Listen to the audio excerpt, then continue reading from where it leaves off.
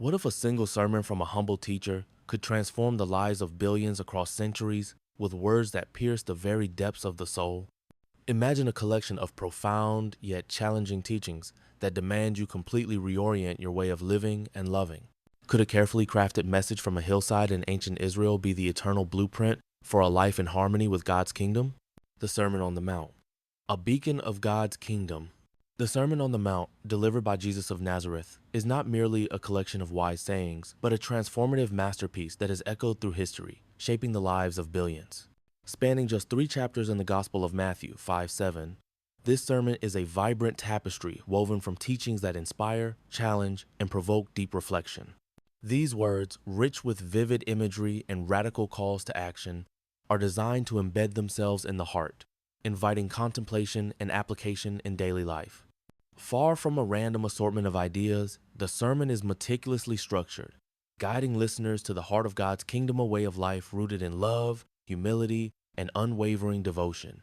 Jesus' teachings in the Sermon on the Mount are both timeless and revolutionary.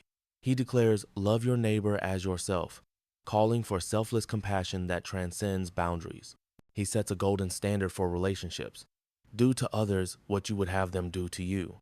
He paints vivid imagery, calling his disciples the salt of the earth, preserving and enriching the world with God's goodness. He warns, you cannot serve both God and money, exposing the futility of chasing fleeting wealth. His teachings challenge hypocrisy. First, take the plank out of your own eye before removing the speck from your brother's, a call to self-examination before judging others. Yet, the sermon also delivers radical, even unsettling commands. If someone slaps you on one cheek, turn to them the other also. Jesus teaches, urging us to overcome natural instincts and respond with love. Love your enemies and pray for those who persecute you. He advises, redefining how we engage with those who oppose us. Some teachings are striking and thought-provoking. If your hand causes you to sin, cut it off. A powerful metaphor for the seriousness of pursuing righteousness. These are not mere rules, but an invitation to live by the values of God's kingdom mercy, justice, and radical trust in Him. The brilliance of the Sermon on the Mount lies in its structure, weaving memorable imagery, practical wisdom, and profound challenges into a unified vision. It is a call to live differently, in harmony with the heart of God, bringing the light of His kingdom to a broken world. At Bible Project, we are passionate about helping you explore the unified story of the Bible, where Jesus' words in the Sermon on the Mount serve as a beacon, guiding us toward a life of transformative faith. The Sermon on the Mount, the dawn of God's kingdom. The Sermon on the Mount by Jesus is a spiritual masterpiece, intricately designed with a structure divided into 3 main parts, the middle of which contains 3 subparts, each further divided into 3 components. At the very center lies the famous prayer, "Our Father in heaven, hallowed be your name.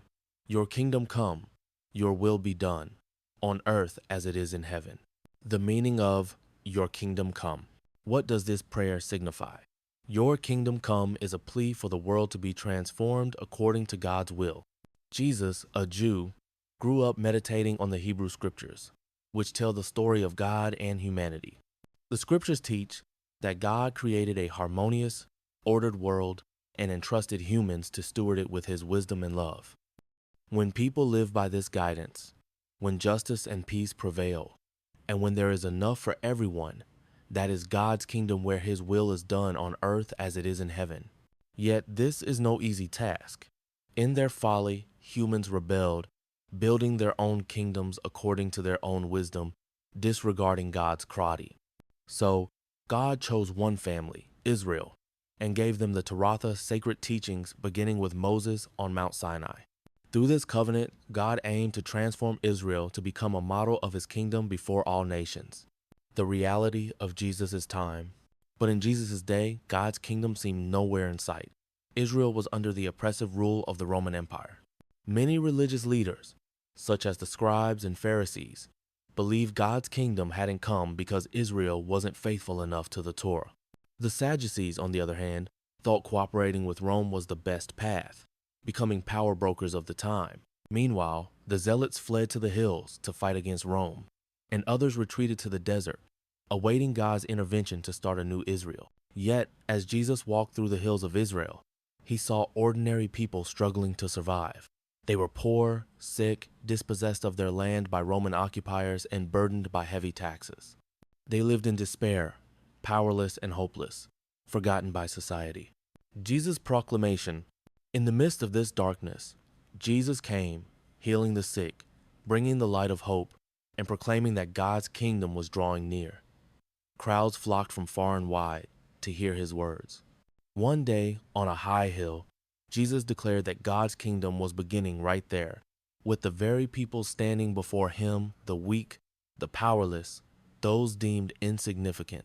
They were the starting point of God's kingdom. This is why the Sermon on the Mount opens with, "Blessed are the poor in spirit." God's kingdom does not begin with the wealthy or powerful, but with those who are crushed and defeated. It is among them that God's grace begins to sprout. Structure and significance. The Sermon on the Mount is crafted with profound intentionality. It begins with Jesus' blessings upon his listeners, those who are poor, weak, and forgotten. These blessings are not just words of comfort, but an invitation to join the journey of building God's kingdom. The next part of the sermon will delve deeper into these blessings, unveiling a hopeful vision of a world where God's will is fulfilled. Keep praying, keep knocking on heaven's door, and remember that Jesus loves you. Comment below. What part resonated most?